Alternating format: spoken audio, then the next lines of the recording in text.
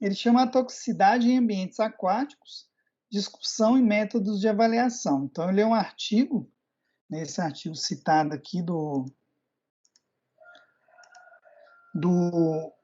Costa, Olive, Bota e Espíndola, né, que fala sobre toxicidade focada em ambientes aquáticos. Então, nesse artigo, ele fala de alguns temas, né, de alguns pontos que são, né, importantes a compreensão desses pontos quando a gente está falando de ecotoxicologia. Né, então, a toxicologia, que ele chama de toxicologia, né, a ciência, né, da toxicologia, ela pode ser forense, tem a toxicologia forense, por exemplo, né, quando se faz uma autópsia, né, para determinar a causa da morte de alguma pessoa, por exemplo, se ela foi envenenada e tal, né, um campo de aplicação da toxicologia.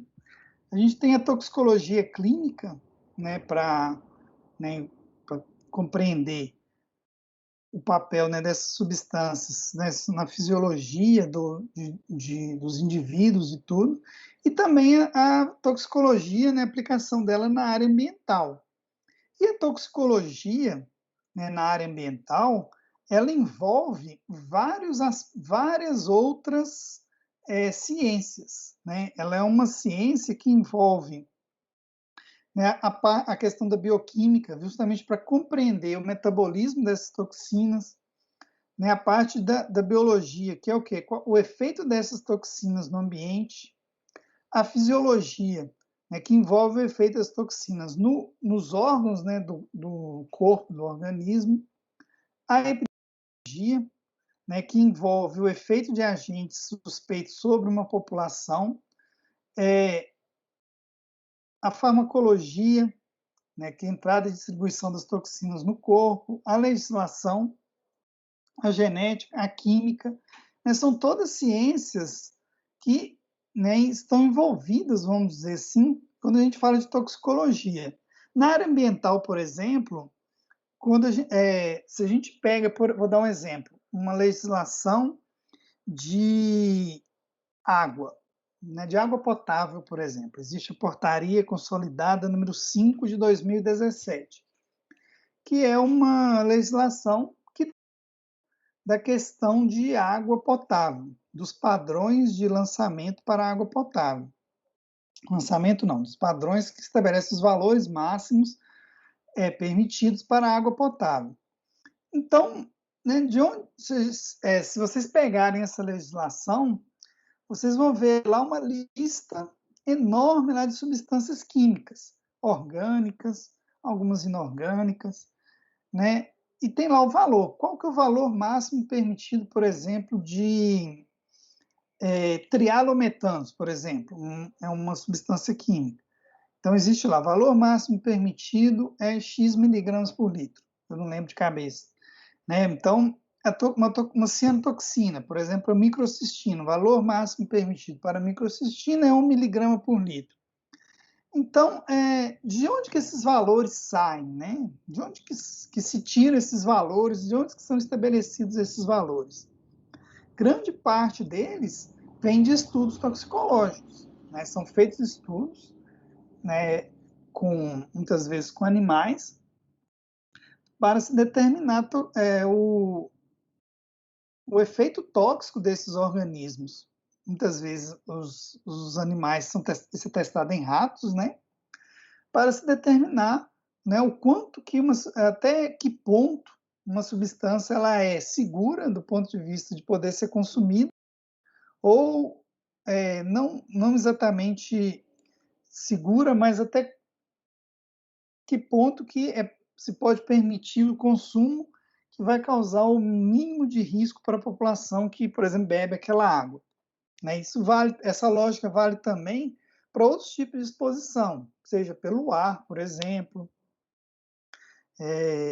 Né, eu estou dando exemplo da água, mas no solo. Então, muitas, né, legislações, para se determinar os valores, né, dessas substâncias, se se utilizam conceitos de toxicologia, né, e dentro da toxicologia, né, envolve vários outros conceitos, desses que estão aqui, né, a epidemiologia, né, por exemplo, na epidemiologia, qual o efeito, né, da exposição de uma pessoa a material particulado?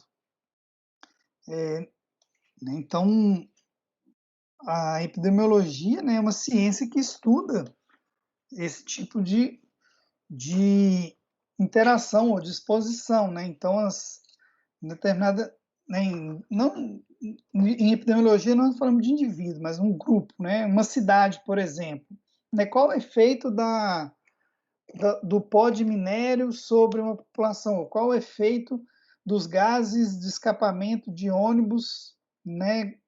Eles causam doenças respiratórias e tudo isso é estudado dentro da epidemiologia, né? Então, ela é uma ciência que tem, né, interfaces com várias outras. A toxicologia ela tem interface com várias outras, né, vários outros campos do conhecimento. Quando a gente fala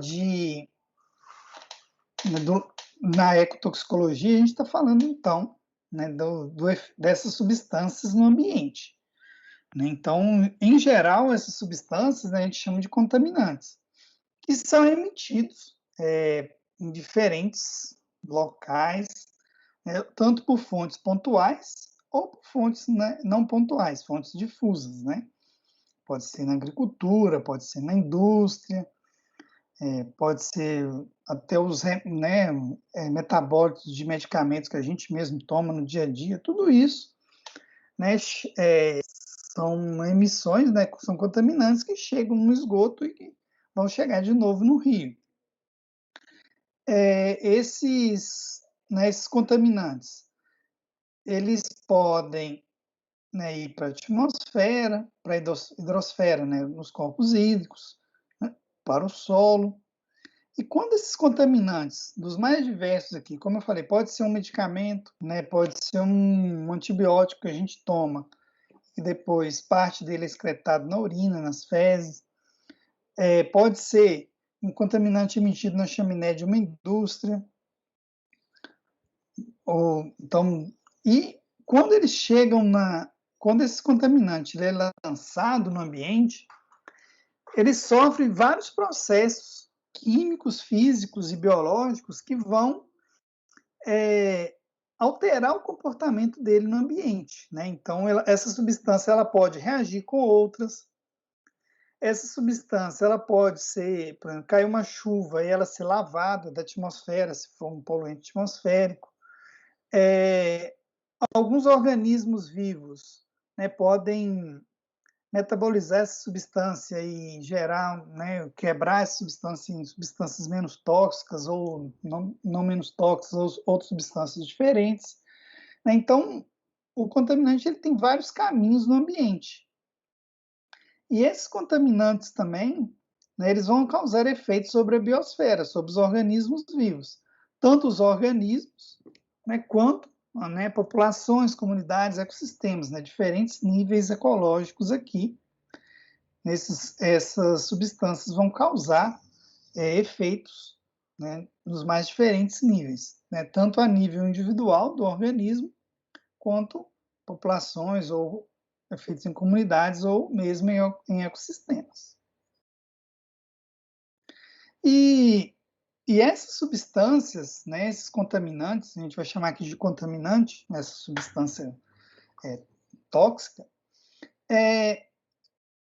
eles têm processos de transporte e transformação no ambiente. Né? Então, quando essa substância chega no ambiente, ela é transportada pelo ar, né, ou no solo, pela água no solo, por exemplo, ou no corpo hídrico. Né? Então, falando de um corpo hídrico, a gente tem aqui 3 compartimentos: o ar, a água, né? Isso aqui pode ser um lago, por exemplo. Não vamos imaginar que seja um lago ou um reservatório. Então, a gente tem o ar, a água e o sedimento, né, no fundo desse corpo hídrico. E esse contaminante, ele sofre vários processos, né, várias transformações no ambiente. Que transformações podem ser essas? Por exemplo, ele pode volatilizar. Volatilizar o quê? Volatilizar é, por exemplo, uma substância orgânica que é lançada no rio, por exemplo, ela pode ser volátil e ir para a atmosfera. Ou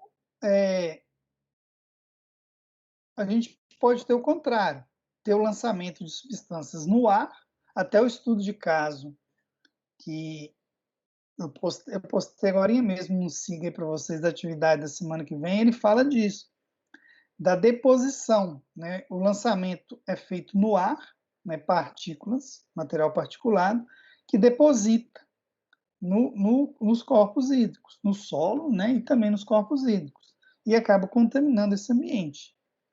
Esse contaminante ele pode precipitar, né? Então ele pode estar numa forma insolúvel, precipitar e ir para o sedimento, ou o processo contrário de dissolução. Essa substância ela está no sedimento e dissolve de novo para a coluna d'água. Vou dar um exemplo disso, de uma coisa mais ou menos assim que aconteceu. Aquele, né, infelizmente a gente tem até mais de um, que foi o rompimento de barragens, né, que teve aí de mineração, uma em 2015 em Mariana e uma que teve ano passado em Brumadinho. As análises de água, né, eu vou falar da que aconteceu no Rio Doce, em Mariana. As análises de água no Rio Doce, que foram feitas, né, logo após esse rompimento e a lama chegou no Rio Doce, elas detectaram níveis de metais pesados muito altos nessa época. Só que esse rejeito, né, da mineração, ele tem uma característica. Ele é um rejeito que ele não é caracterizado pela presença de metais pesados. Ele é, né, basicamente solo, composto de argila, alguns minerais, que é a composição dele. Só que o que acontece? Quando essa lama, né, chegou no Rio Doce, tudo, e também no Rio Paraopeba, no caso de Brumadinho, foi uma quantidade muito grande que fez com que o sedimento do rio, né, todo o material que estava no sedimento do rio, ele fosse ressuspendido, ele voltou para a água. Então, o material que estava no sedimento aqui, ele estava no sedimento, ele voltou para a água. Aí o que aconteceu? Nesse sedimento tinha concentrações elevadas de vários metais, cádmio, chumbo, e vários outros metais. Nesse processo, eles voltaram para a água e os teores na água ficaram muito altos. Aí, com o passar do tempo, né, novas análises que foram feitas desse material, né, foram se fazendo novas análises, e observou-se, né, que os níveis desses metais eles voltaram a cair. Justamente por quê? Porque essa é uma característica dos metais, em geral, eles têm uma solubilidade baixa, né, no ambiente aquático. Eles precipitam e vão para o sedimento, ou eles sofrem processos de complexação, né, com algumas substâncias orgânicas, processos de adsorção, que, por exemplo, os sólidos em suspensão, partículas de argila, por exemplo, adsorvem esses metais e esse metal, né, depois essas partículas de argila sedimentam junto com esse metal dissolvido e vão para o sedimento. Então, o que acontece? Esses metais eles estão presentes, mas eles ficam no sedimento, de uma forma que a gente chama de imobilizada. Né, existe, né, o metal existe, ele está lá, mas ele está o que a gente chama, né, tecnicamente chama de imobilização. Ele não está disponível para os organismos, ou ele não está disponível na coluna d'água. Quando houve esse rompimento, né, perturbou esse sedimento, ressuspendeu, né, o que aconteceu? O sedimento, né, que estava quietinho ali no fundo do rio, né, ele foi ressuspendido e voltou para a coluna d'água, e essas substâncias foram liberadas. Mas depois, com o passar do tempo, né, novas análises foram mostrando que esse material voltou para o fundo, né? Ele ressuspendeu quando teve esse evento e depois ele sedimentou novamente. Então, esses contaminantes, eles podem sofrer, por exemplo, a ação da luz, né, que a gente chama que é a fotólise, então eles podem ser quebrados ou degradados pela luz, podem complexar, podem dissolver, podem ser hidrolisados e também podem ser biodegradados, né, por exemplo, bactérias, né, que vão biodegradar esses contaminantes. Então, assim, isso deixa claro que os eventos que acontecem quando um contaminante é lançado no ambiente, eles são muito complexos.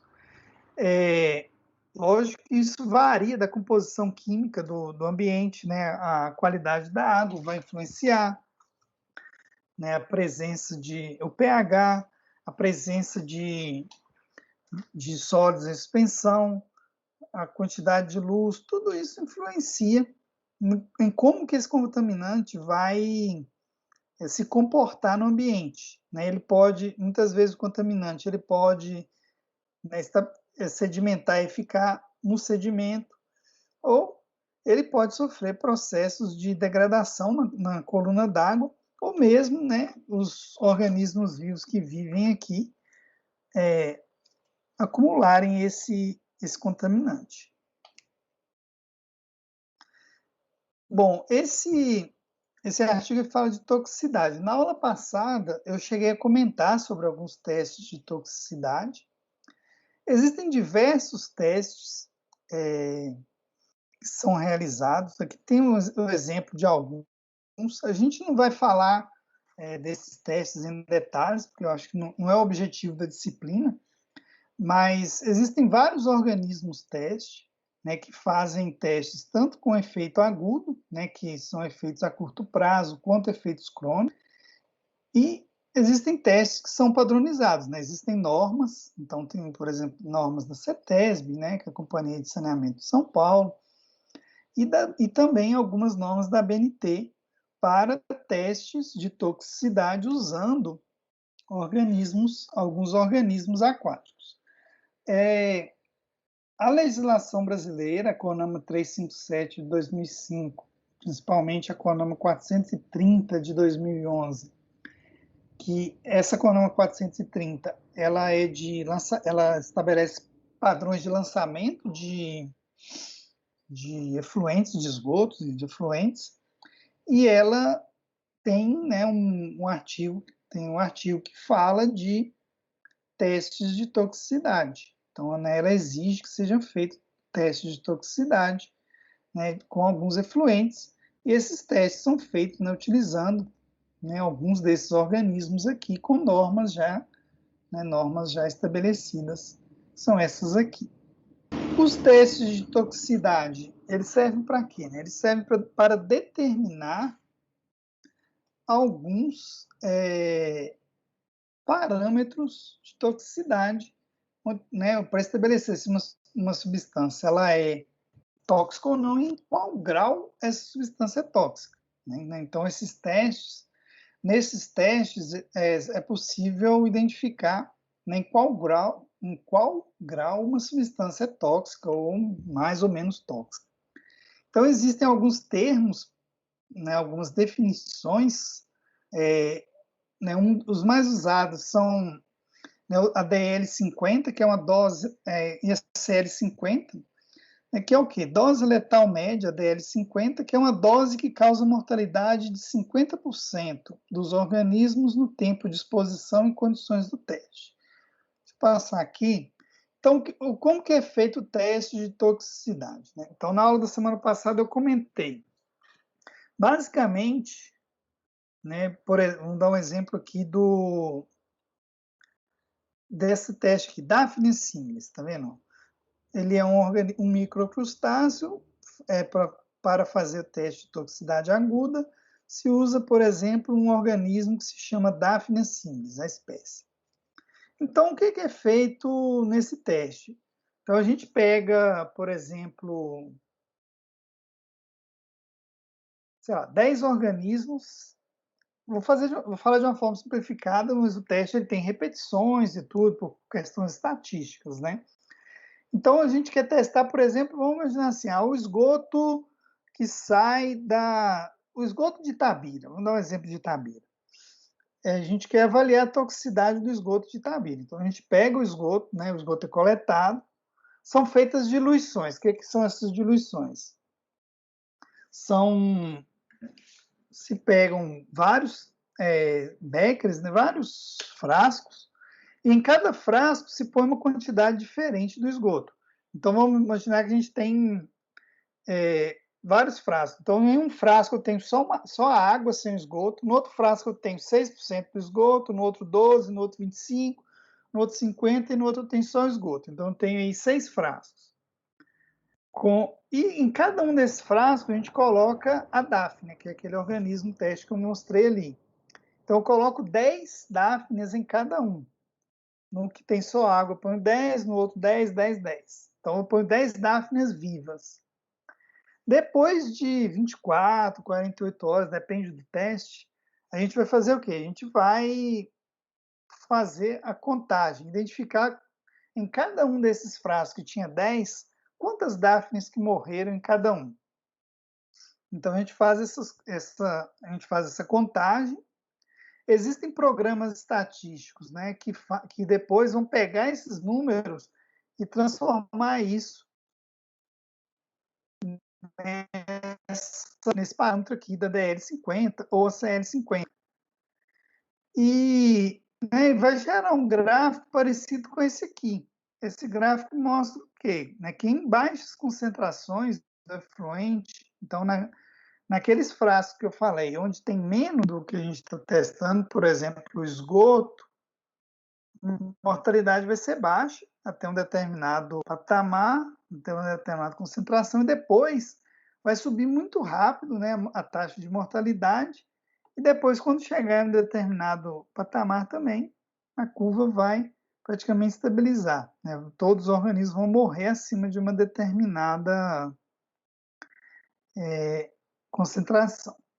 Então, essa concentração, essa CL50, é aquela concentração, ou DL50, que mata metade dos organismos. Né? Então, que concentração é essa? É uma concentração baseada nessa diluição que eu comentei com vocês, que é o que? Um pouquinho de esgoto em um frasco, depois um pouco mais no outro, um pouco mais no outro, depois só esgoto puro. Então, a gente conta, né, os organismos que morreram em cada um desses frascos e depois, em geral, usa um programa estatístico para fazer esse cálculo. Né? Então, para uma curva, uma sigmoide aqui, e vai interpolar os dados e identificar qualquer concentração letal que mata 50%. Se usa esse valor justamente por quê? Para que, se a gente utilizar valores, pegar os pontos na curva por aqui ou por aqui, pequenas variações de concentração, mesmo igual aqui, por exemplo, grandes variações na concentração, a taxa de mortalidade, tá aqui do lado esquerdo, vai variar muito pouco. Então, se usa 50 justamente por quê? Porque a parte da curva, onde a variação ela é maior, então é mais confiável, digamos assim, trabalhar com essa faixa da curva do que nessa tanto nessa parte quanto nessa daqui. Então, a partir desses testes, são feitos, são calculados, essas concentrações aqui. E nas legislações se aplicam alguns desses conceitos. Um deles é esse daqui, ó, o seno, que é seno, CNO, não é o seno da matemática, não. O seno é a concentração de efeito não observado, que é a maior concentração de um agente tóxico que não causa efeito deletério estatisticamente significativo nos organismos no tempo de exposição e nas condições do teste. Então, ele é um teste, por exemplo, realizado durante 7 dias, é um teste crônico. Então, por exemplo, nas determinações, por exemplo, da legislação de qualidade da água potável, né, se faz a determinação de um dos parâmetros, né, que se determina dos parâmetros de toxicidade, é esse seno. E a partir dessa determinação, né, que se fazem cálculos para se estabelecer os valores máximos permitidos. A gente não vai falar disso aqui, mas assim, só para, né, bem rapidinho, é que depois, né, quando se determina essa concentração de efeito não observado, que é o quê?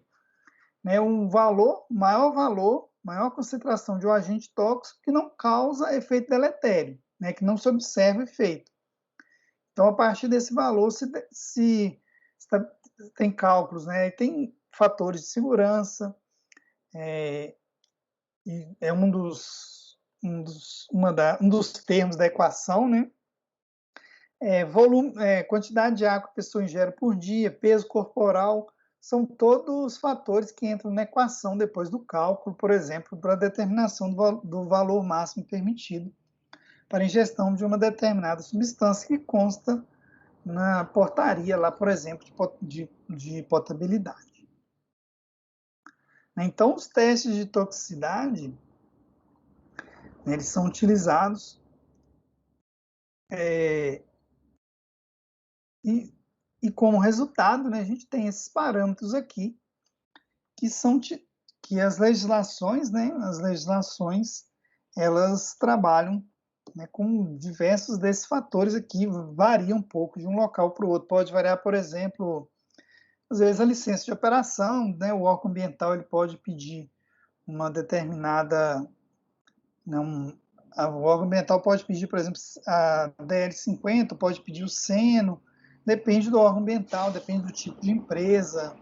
Isso, né, não tem uma fórmula pronta, mas assim, de qualquer forma, os testes de toxicidade têm que ser feitos por exemplo, uma empresa, para ter a licença de operação. Aqui tem exemplos de alguns tipos de efluentes industriais. Isso é extremamente variável, né? Aqui, por exemplo, tem dois exemplos de hospital e a toxicidade varia muito de um para o outro, né? 0,4 e 33, 0,4%, 33%. Então, assim, é muito variável. Cada tipo de indústria, ou a mesmo tipo de indústria, pode variar de um dia para o outro, por questões operacionais, algum problema operacional. São vários fatores que influenciam na toxicidade. Né? Quando a gente fala de toxicidade, né, isso que a gente está falando aqui, esse tópico que a gente está falando agora, é um assunto bastante amplo, né? Aqui a gente está vendo só alguns conceitos principais mesmo, alguns pontos alguns tópicos que são, né, só para a gente compreender um pouco como que funciona, como que é, né, a aplicação desses conceitos de toxicologia.